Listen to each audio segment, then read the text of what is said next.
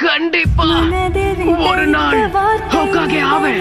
எப்படி சாதிக்கலாம்னு நினைக்கிறேன்? இப்படி குப்பரப்படுத்திக்கிட்டு கனவு கண்டுகிட்டா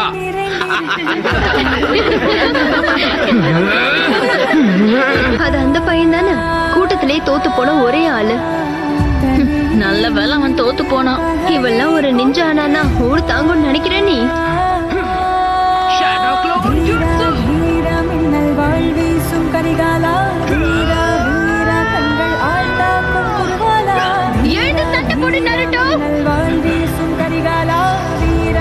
என்ன மன்னிச்சிடு.